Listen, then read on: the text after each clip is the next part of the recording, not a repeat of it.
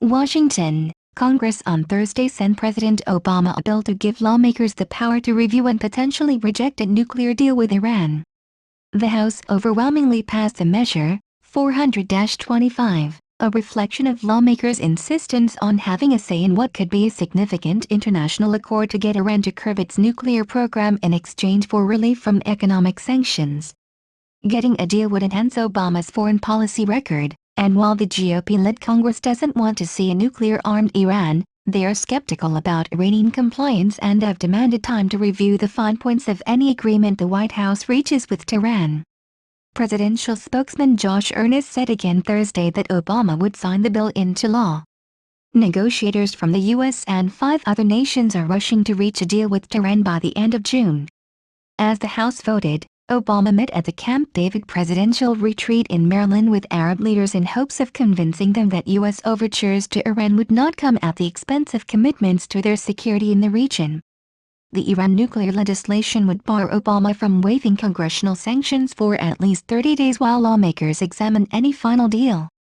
The bill would stipulate that if senators disapprove of the deal, Obama would lose his current power to waive certain economic penalties Congress has imposed on Iran.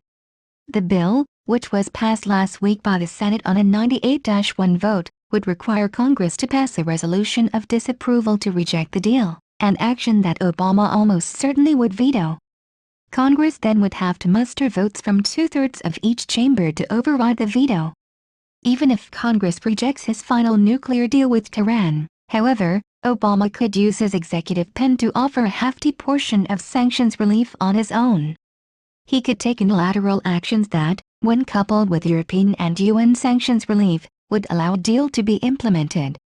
Representative Ed Royce, Arcalif, chairman of the House Foreign Affairs Committee, backed the measure, saying it would strengthen the U.S. negotiating position with Tehran. Instead of Iranian negotiators knowing that they can wear down the administration, this now injects Congress as an important backstop, Royce said. New York Representative Eliot Engel, ranking Democrat on the panel, urged bipartisan passage, saying, "Let's get this bill to the president's desk with a single voice." At the same time, he lamented that the nuclear talks were not addressing Iran's threat to destroy Israel, Americans being held captive in the country, Iran's backing of militant groups and its involvement in Iraq, Yemen and Syria. Representative Keith Ellison, D-Men, said he opposed the bill because it wasn't needed. He said Congress already has the authority to lift or retain the sanctions Congress has levied against Iran. "We have the cards. We do not have to choke this deal in the crib," Ellison said. Also Thursday, the House considered a defense policy bill that authorizes U.S. military spending, with a final vote expected Friday. Obama has threatened to veto the House bill, which historically has garnered overwhelming bipartisan support. House Speaker John Boehner chided Democrats for pulling their support for the bill.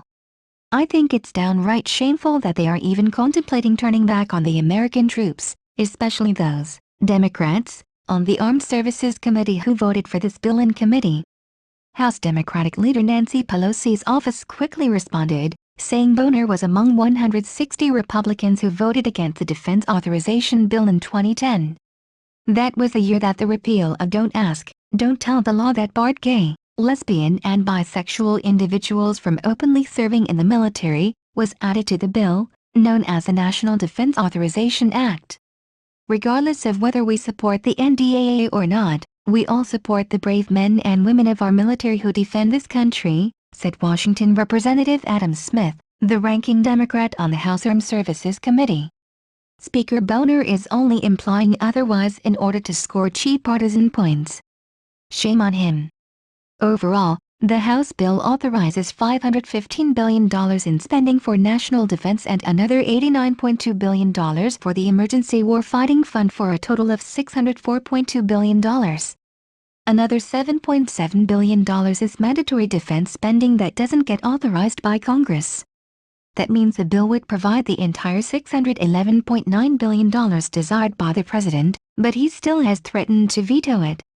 He and Democratic lawmakers opposed the way the committee skirted automatic spending caps imposed by Congress in 2011 by increasing defense spending by padding the Emergency Warfighting Fund, which is not affected by the caps.